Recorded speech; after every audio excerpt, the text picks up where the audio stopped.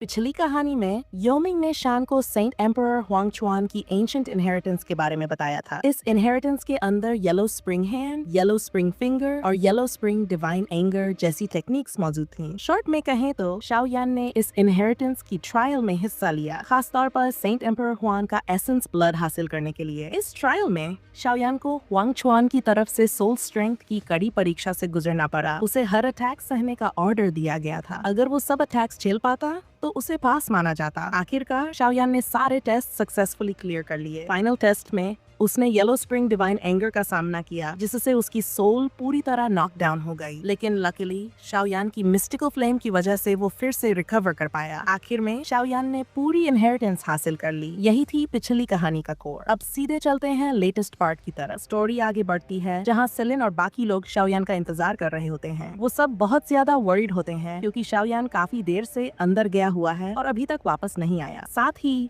Inheritance के अंदर से एक बहुत ही टेरिफाइंग सोल पावर महसूस हो रही होती है, जिससे उन्हें डर लगता है कि कहीं शाओयान के साथ कुछ गलत न हो जाए। वो योमिंग से पूछने ही वाले होते हैं कि तभी शाओयान इनहेरिटेंस की जगह से बाहर आता है और अपने बॉडी में वापस लौटता है। लेकिन शाओयान को सांस लेते हुए हांफते देखा जाता है, जिसे देखकर सब लोग पैनिक हो जाते हैं और उसकी हालत देखने दौड़ पड़ते हैं। शाओयान उन्हें काम करते हुए कहता है कि वो बिल्कुल ठीक है। यहाँ शाओयान ये डिसाइड करता है कि वो हुआंगचुआन की स्ट्रगल को आगे बढ़ाएगा ताकि वो दोडी रम तक ब्रेक थ्रू कर सके और उस चीज को ढूंढ सके जो दुनिया से गायब मानी जाती है। इसके बाद हुआंगचुआन की इनहेरिटेंस साइट से तेज रोशनी निकलती है, जो इस बात का सिग्नल होती है कि इनहेरिटेंस ले ली गई है। अब वो योमिंग को ढूंढने की प्लानिंग करते हैं, लेकिन उसी समय सेनन को अचानक वॉइड ड्रैगन ऑरा महसूस होती है। इससे सबको लगता है कि शायद ये जियन हो सकता है। हालांकि शाओयान अभी कंफर्म नहीं कर पाता कि ये ऑरा असल में किसकी है। दूसरी तरफ नेदरवर्ल्ड सर्पेंट टेरिटरी की बॉर्डर पर वॉइड ड्रैगन क्लैन का एक शिप नेदरवर्ल्ड पाइथन रीजन की तरफ बढ़ता हुआ दिखाई देता है। इस वॉइड ड्रैगन मेंबर का नाम होता है कमांडर चिन। कमांडर चिन नेदरवर्ल्ड पाइथन टेरिटरी में घुसकर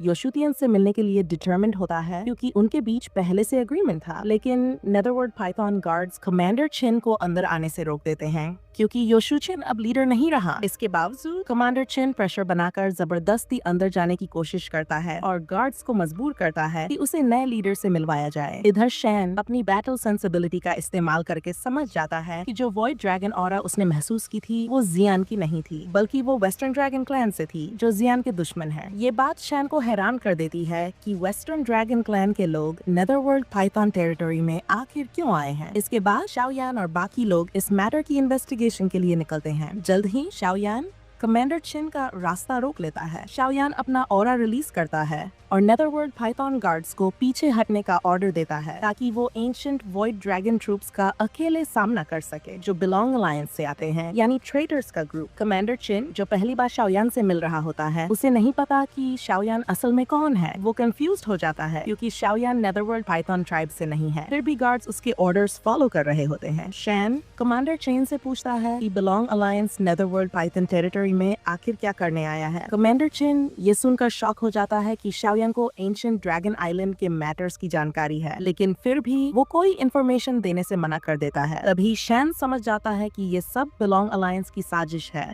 जिसका मकसद जियान की अथॉरिटी को गिराना है। कमांडर चिन शाओयान की असली ताकत से अनजान होकर उससे लड़ने का इरादा कर लेता है, लेकिन शाओयान कमांडर चिन को जोरदार थप्पड़ मारता है, जिससे वो पूरी तरह गुस्से में आ जाता है और फिर शाओयान उसे एक और थप्पड़ मार देता है। इसके बाद कमांडर चिन काउंटर अटैक करता है। उसके पंचेस से डायमेंशनल क्रैक्स तक बन जाते हैं, लेकिन शाओयान हर एक पंच को इजीली डॉज कर लेता है। साथ ही शाओयान अपनी नर्व कंट्रोल एबिलिटी का इस्तेमाल करके कमांडर चिन की पावर्स को ब्लॉक कर देता है और उसकी एनर्जी का फ्लो पूरी तरह रोक देता है। अब शाओयान कमांडर चिन को थ्रेटन करते हुए कहता है कि वो बिलोंग अलायंस का प्लान बताए। आखिरकार कमांडर चिन सच उगल देता है। वो बताता है कि एंशिएंट ड्रैगन आइलैंड पर एक बड़ी जंग छिड़ चुकी है, जिसका मकसद ईस्टर्न ड्रैगन आइलैंड यानी जियान की टेरिटरी पर पूरी तरह कब्जा करना है और जियान का थ्रोन पूरी तरह हड़प लेना है। इस प्लान को और तेज करने के लिए एंशिएंट ड्रैगन फैक्शन ये डिसाइड करता है कि वो दूसरे एंशिएंट बीस्ट क्लैन से हेल्प लेगा, जिसमें नेदरवर्ल्ड पाइथन ट्राइब भी शामिल है। बदले में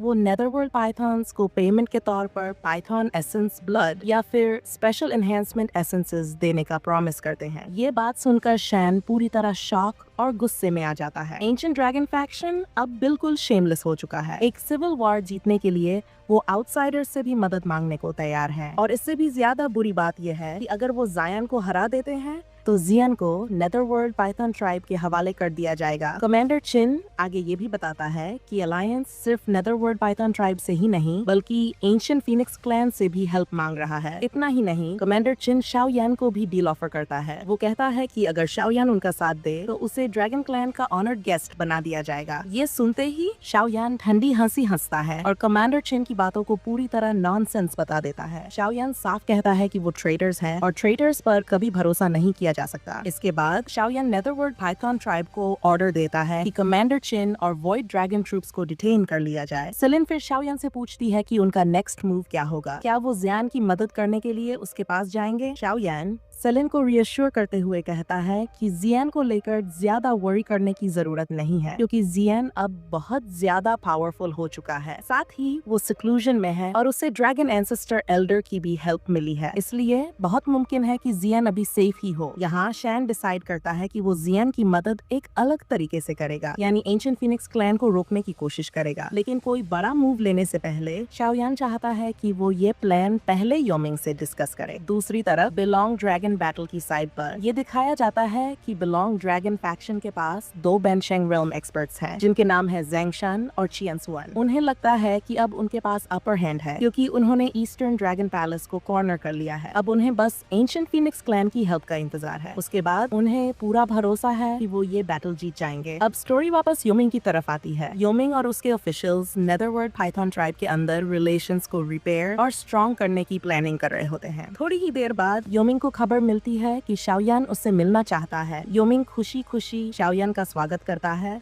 और उससे ट्रायल के रिजल्ट के बारे में पूछता है। शाओयान जवाब देता है कि उसने ट्रायल सक्सेसफुली पास कर लिया है और इनहेरिटेंस भी हासिल कर ली है। ये सुनकर योमिंग एक साथ शॉक भी होता है और बेहद खुश भी। शाओयान योमिंग को ये भी कहता है कि अगर वो येलो स्प्रिंग टेक्निक सीखना चाहता है तो अब इनहेरिटेंस साइट पर जाकर उन्हें इजीली स्टडी कर सकता है। लेकिन योमिंग मानता है कि उन टेक्निक्स को मास्टर करने में बहुत लंबा समय लग जाएगा, इसलिए वो कुछ ज्यादा प्रैक्टिकल चाहता है, यानी चुआन की एंशिएंट ब्लड इनहेरिटेंस। शाओयान उसे रियश्योर करता है कि उसने हुआंग चुआन की ब्लड इनहेरिटेंस भी हासिल कर ली है। वो ये भी साफ कहता है कि उसका इरादा सब कुछ अकेले रखने का नहीं है। लेकिन शाओयान योमिंग से कहता है कि इनहेरिटेंस को फेयरली डिवाइड किया जाए क्योंकि इस फाइट में वो अकेला नहीं था। उसकी मदद सेलिन, चिलिन और यियान ने भी की थी, इसलिए वो ब्लड एसेंस उन तीनों के साथ भी शेयर करना चाहता है। योमिंग को इससे कोई ऑब्जेक्शन नहीं होता। इसके बाद शाओयान सभी को हुआंग चुआन की ब्लड एसेंस डिस्ट्रीब्यूट कर देता है जिससे सबको इसका फायदा मिलता है। बचा हुआ हिस्सा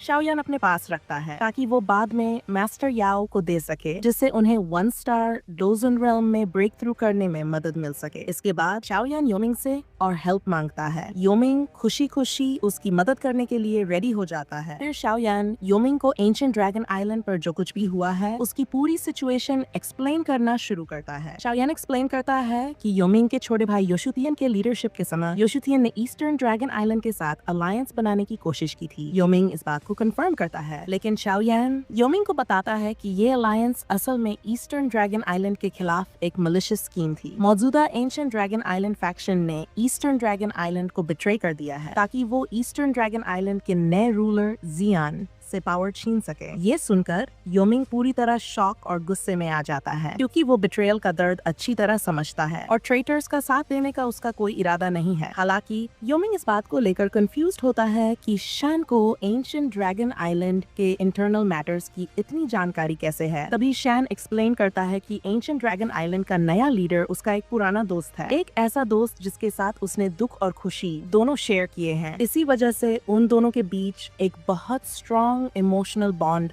बन गया था और इसी बॉन्ड की वजह से शाओयान डिसाइड करता है कि वो इस रिश्ते को कभी बिट्रे नहीं करेगा और अपने दोस्त की हेल्प करने के लिए पूरी ताकत लगा देगा। योमिंग भी महसूस करता है कि उसे फेयर रहना चाहिए और वो शाओयान की मदद करना चाहता है। वो न सिर्फ ट्रेटरस एंशिएंट ड्रैगन्स के साथ कोऑपरेट करने से मना कर देता है, बल्कि ईस्टर्न ड्रैगन फैक्शन यानी जियान को सपोर्ट करने का फैसला भी करता है। ये बात शाओयान को बहुत खुश कर देती है। इसके बाद वो ट्रेटरस ड्रैगन्स की रीइंफोर्समेंट्स को इंटरसेप्ट करने की प्लानिंग शुरू करते हैं, खासतौर पर एंशिएंट फीनिक्स क्लैन को। शाओयान योमिंग को ये भी बताता है कि ट्रेटरस ड्रैगन्स पहले ही एंशिएंट फीनिक्स क्लैन के साथ अलायंस बना चुके हैं, जबकि ये दोनों कभी स्वॉर्न एनिमीज हुआ करते थे। ये दिखाता है कि एंशिएंट ड्रैगन्स के बीच सिविल वॉर कितनी चार्टिक हो चुकी है। पुराने दुश्मन भी अब सिर्फ मेन ड्रैगन फैक्शन पर अटैक करने के लिए एक दूसरे के साथ हाथ मिला रहे हैं। इसके बाद शेन एक बार फिर सेलिन की ट्रेनिंग के लिए येलो स्प्रिंग पूल बोरो करता है। शाओयान सेलिन को पूल तक एस्कॉर्ट करता है और उसे सावधान रहने की वार्निंग देता है, क्योंकि भले ही इस पूल में ट्रेमेंडस बेनिफिट्स हैं, लेकिन इसका टेम्परेचर बेहद ज्यादा कोल्ड है। शाओयान सेलिन की हेल्प के लिए